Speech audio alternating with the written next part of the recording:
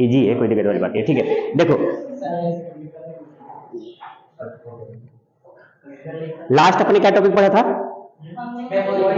Memory नहीं, monitor. Monitor monitor के बारे में पढ़ा था ना कि 3 टाइप्स ऑफ मॉनिटर होते हैं ना।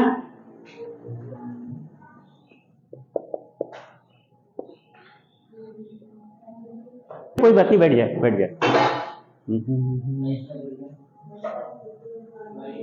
बीट और बाइट बताओ। बीट और बाइट जो लास्ट,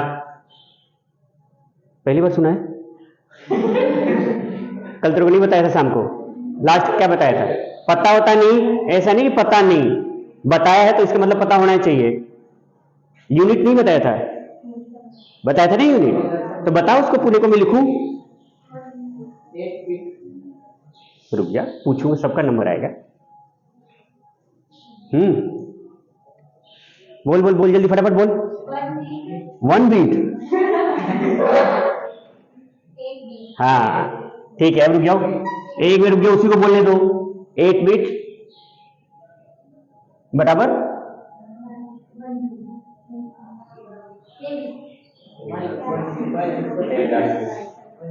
ये पंखा मैंने इसलिए लगाया है। आगे आ जा, कॉपी ओपी चल, जल्दी आ जा, जल्दी आ जल्दी आ जल्दी आ। तो 1 बीट बराबर 1 बाइट। ठीक है, अब इसको क्या करेंगे? 1024 बाइट बराबर 1। अब 1, अब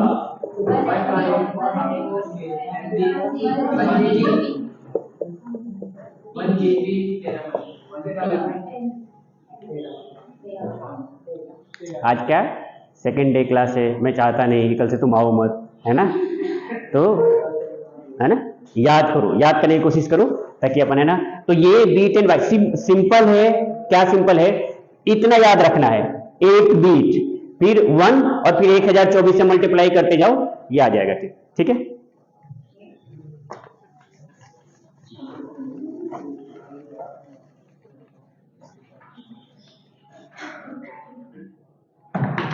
मेमोरी, अरे वाह, हाँ अब मुझसे मतलब, मेमोरी को क्या बोलते हैं अपन कंप्यूटर में? स्टोरेज कितने प्रकार की होती है?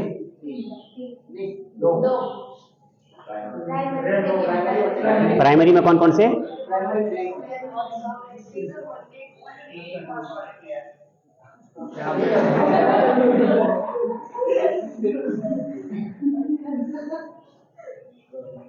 ठीक है, तो प्राइमरी मेमोरी के 2 पार्ट होते हैं, कौन कौन से?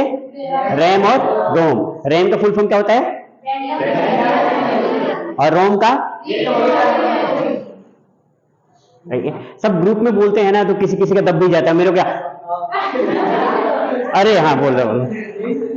हाँ ये ग्रुप वाला है ना, ये सिस्टम। तो मैंने कैसे बताया था कि मेमोरी को अपन क्या बोलते हैं, और स्टोरेज को हमने 2 भागों में बांटा, और सेकेंडरी और प्राइमरी को और रोम, है ना। इसका फुल फॉर्म क्या होता है? रैंडम, ठीक है, रैंडम एक्सेस मेमोरी और रीड ओनली मेमोरी। और क्या बताया था कि जब हम कंप्यूटर पे काम करते हैं, जब तक फाइल सेव नहीं होती हो तब तक कहां होता है? रैम के अंदर, और जैसे फाइल सेव हो जाती है तो कहां चला जाता है?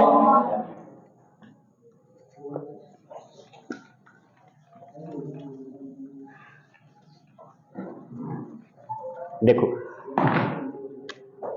तो आज हम थोड़ा सा पढ़ लेते हैं रोम के बारे में, और फिर पढ़ेंगे अपन रैम के बारे में।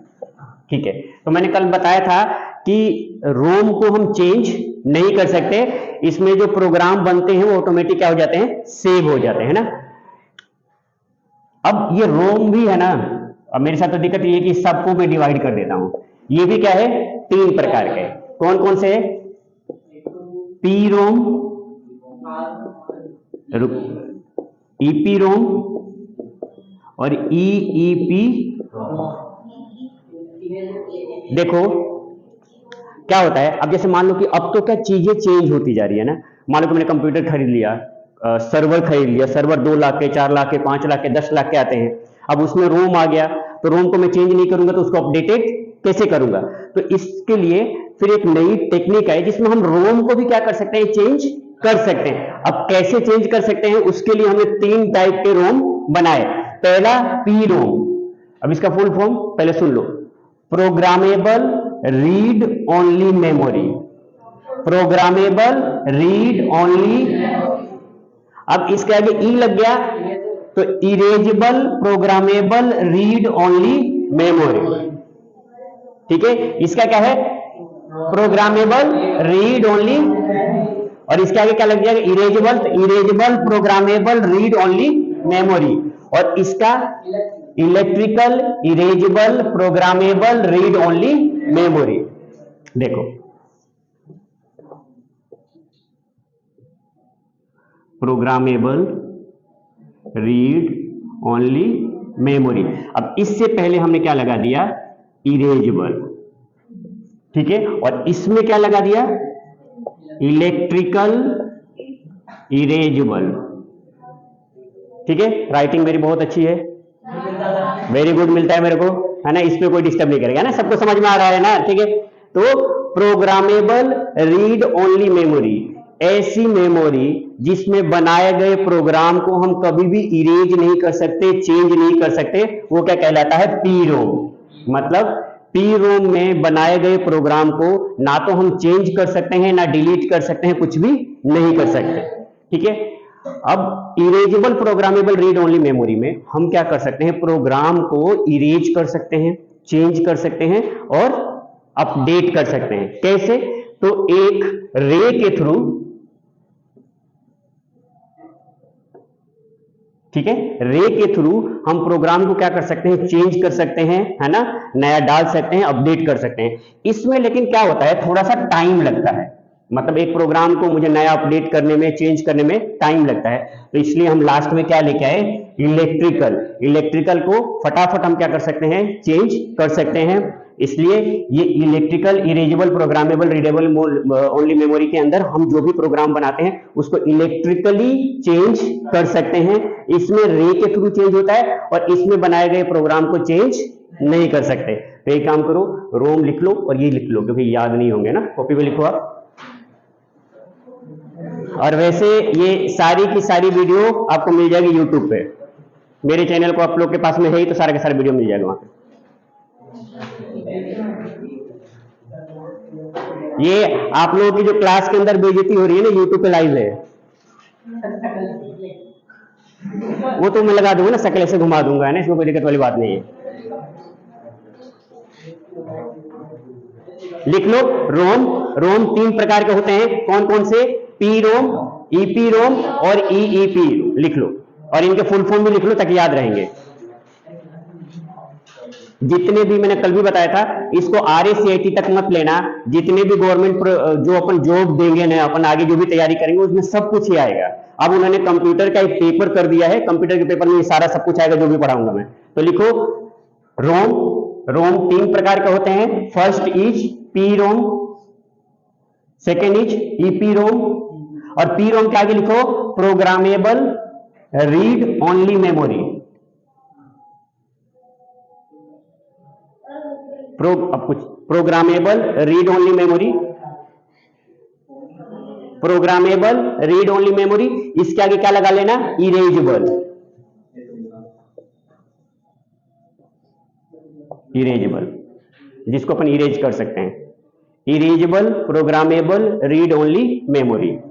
और इसके आगे क्या लिख लेना, electrical erasable programmable read only memory.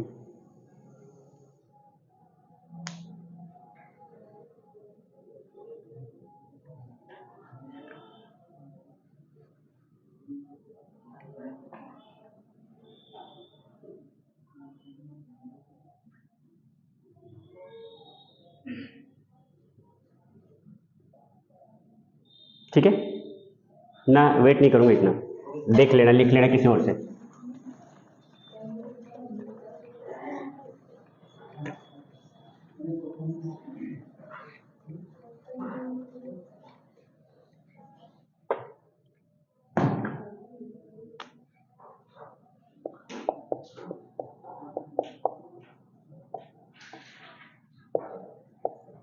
पढ़ाया था ना आप लोगों को शॉर्टकट की, ए से लेके जेड तक सारे के सारे शॉर्टकट की। बंद करो कॉपी।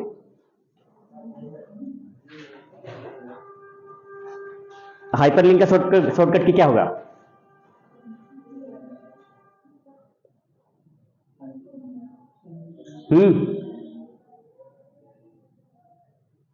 अच्छा, उस कॉपी को संभाल के ससुराल लेके जाओगे अपने, है ना, जो मैंने लिखवाया था उसमें। चलो फटाफट लिखो शॉर्टकट की, तुम लोग उसको पढ़ लो और जिन्होंने नहीं लिखा वो लिखो फटाफट।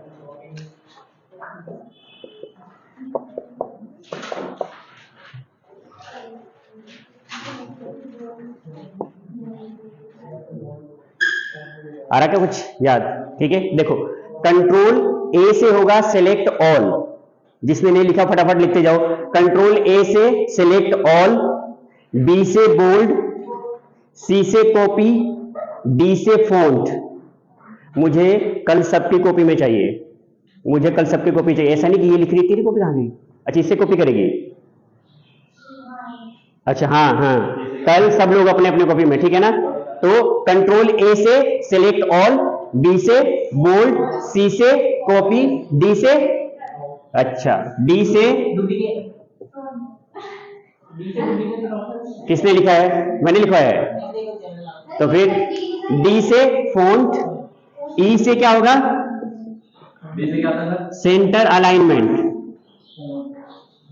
डी से फॉन्ट, ई से सेंटर अलाइनमेंट, एफ से फाइंड, जी से गो टू, एच से रिप्लेस,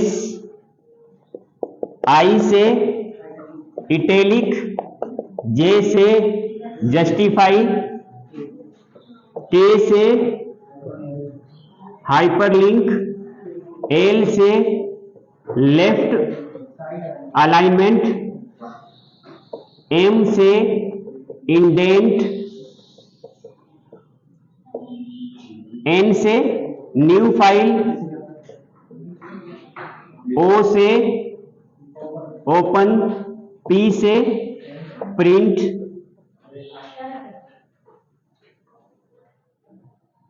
जहां समझ में नहीं आए पूछ लेना, राइटिंग मेरी बहुत अच्छी है ना, ठीक है।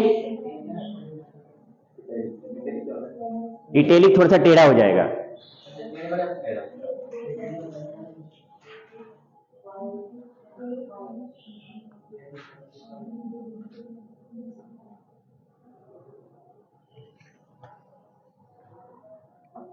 डी से फोल्ड, क्या लिख रही है? नहीं रे, ये किसने लिखा है? कुछ नहीं, हटाओ बेटा। डी से फोंट, डी से फोंट, ई से सेंटर अलाइनमेंट, एफ से फाइंड, जी से गो टू, क्या क्या बोल रहे? बोल। एम से इंडेंट। इंडेंट क्या होता है? जो अपने कीबोर्ड पे रूलर बने होते हैं ना, 1 2 3 4 5, 1 2 3 4 5 ऐसे करके, तो इनको जो सेट किया जाता है उसको क्या बोला जाता है? इंडेंट। एन, एल से लेफ्ट अलाइनमेंट, मीटर को लेफ्ट में करने के लिए।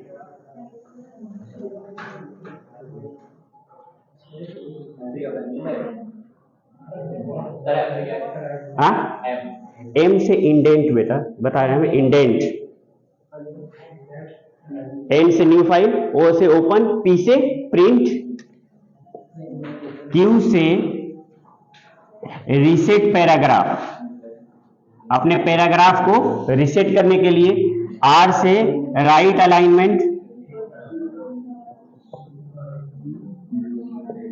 एस से सेव, टी से टैब और यू से अंडरलाइन।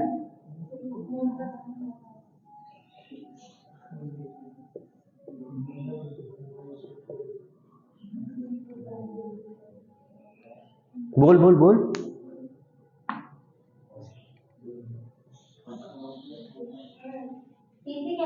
टी से टैब, टैब, टी से टैब, यू से अंडरलाइन, एस से एफ, आर से राइट अलाइनमेंट, क्यू से रीसेट पैराग्राफ,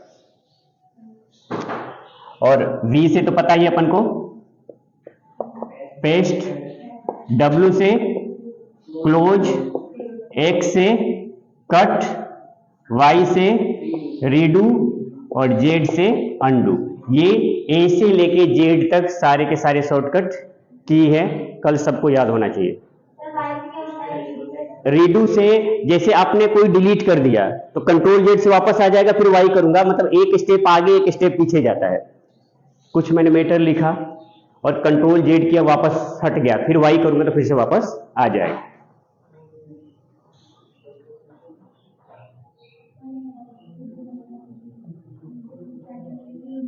ठीक है, लिख लिया सबने?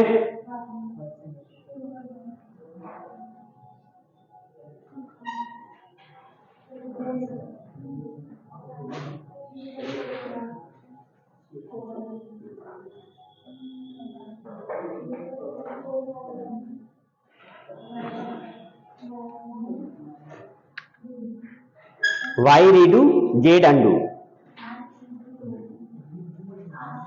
लिख लिया सर? कोई बात नहीं, कल याद होना चाहिए। ठीक है, मिटा दें इसको।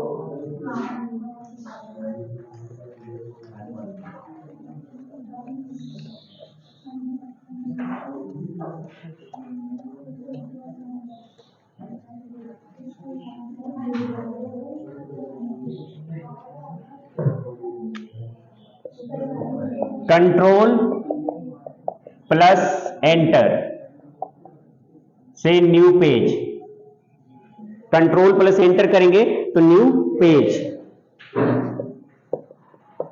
ऑल्ट प्लस A4 से recent open program close. Alt F4 से recent open program close. Recent नहीं बेटा, रिसेंट, जो पहले खुला। देखो जैसे मान लो कि मैंने वर्ड खोल लिया, ठीक है, फिर मैंने एक्सेल खोल लिया और फिर मैंने पावर पॉइंट खोल लिया, पीपीटी। तो जब मैं ऑल्ट F4 करूंगा तो सबसे पहले क्या क्लोज होगा? पीपीटी, फिर उसके बाद में एक्सेल और फिर क्या होगा? वर्ड। और लास्ट में जब कुछ भी नहीं बचेगा, जब मैं ऑल्ट F4 करूंगा तो क्या कहेगा कि कंप्यूटर को बंद करना है, शट डाउन करना है, क्योंकि अब उसके पास में कोई प्रोग्राम है नहीं, लेकिन मैंने कोई प्रोग्राम उसको दे दिया है। तो क्या पूछेगा कि प्रोग्राम को बंद करना है या फिर रीस्टार्ट करना है कंप्यूटर को। ये तो अगर कोई प्रोग्राम ओपन रहेगा तो ऑल्ट F4 उन प्रोग्राम को क्या करेगा? क्लोज करेगा। और अगर कोई प्रोग्राम ओपन नहीं होगा तो कंप्यूटर को क्या करेगा? वो शट डाउन करेगा या रीस्टार्ट करेगा। ठीक है,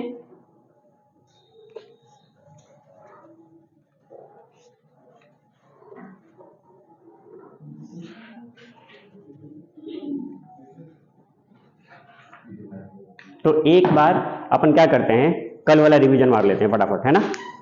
ठीक है, तो सॉफ्टवेयर किसे कहते हैं? बता, बोल जल्दी जल्दी बोल। फटाफट फटाफट, अब इतनी देर में तो बोल देती, बैठे बैठे बोल, कोई दिक्कत नहीं। सॉफ्टवेयर किसे कहते हैं? जिसको हम देख सकते हैं, ना? और कितने टाइप के सॉफ्टवेयर होते हैं? जिससे पूछूं वही बोलना। बता बता बोल, कौन कौन से?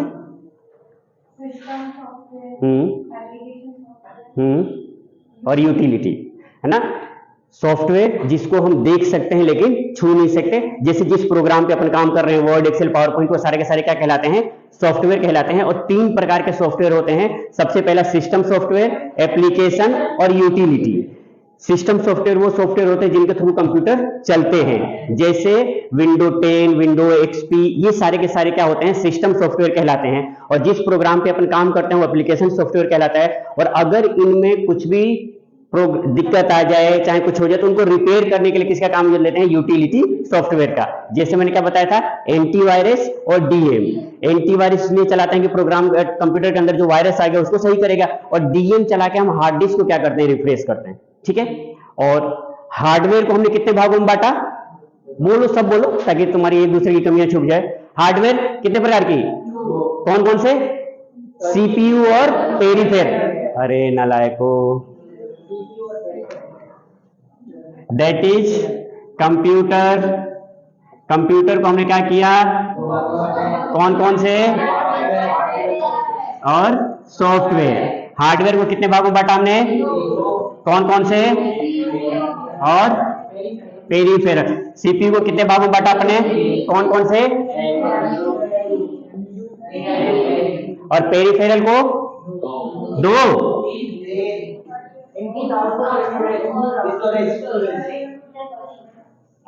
आज साथ में चल रहा है, कल है ना इंडिविजुअली सबसे पूछूंगा। इनपुट, आउटपुट और, ठीक है। तो हमने कंप्यूटर को दो भागों में बांटा, हार्डवेयर के अंदर सीपीयू और पेरिफेरल। सीपीयू को तीन भागों में बांटा, सीयू, एमयू और पेरिफेरल में इनपुट, आउटपुट और सीयू को क्या बोलते हैं? कंट्रोल यूनिट, मेमोरी यूनिट और अर्थमेटिकल एंड लॉजिकल यूनिट। और पेरिफेरल में इनपुट, आउटपुट और स्टोरेज। अभी बताई दिया स्टोरेज को क्लास बोलते ही, तो इन चीजों को याद रखा करो फटाफट। ऐसे इसको है ना, इस चार्ट पे से याद कर लो कि ये कंप्यूटर, हार्डवेयर और सॉफ्टवेयर। सॉफ्टवेयर को भी हमने क्या किया? तीन भागों में बांट दिया, सिस्टम, एप्लीकेशन और यूटिलिटी। और इसको सीपीयू और पेरिफेरल, सीपीयू के तीन भाग, पेरिफेरल के तीन भाग। ठीक,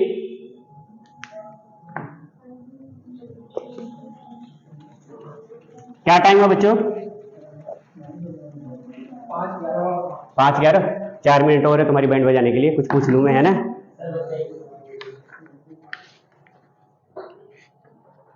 जरूर इतना है, ठीक है। देखो, आउटपुट में सबसे इंपॉर्टेंट चीज होता है प्रिंटर। सारा काम प्रिंट निकालना, जो भी करना, सारा का सारा काम कौन करता है? प्रिंटर। तू क्या लिख रही है भाई रोज का? ऐसा क्या? मेरे से ज्यादा कुछ और चीज है इंपॉर्टेंट जो भी लिखी, तो फिर क्या कर रही है? रुक जा, देख ले एक बार, फिर कल मैं पूछूंगा तेरे से, ध्यान रखना। प्रिंटर जो सॉफ्ट कॉपी को हार्ड कॉपी में, दैट इज कॉल्ड प्रिंटर। और प्रिंटर भी क्या होते हैं? दो प्रकार के। कौन कौन से?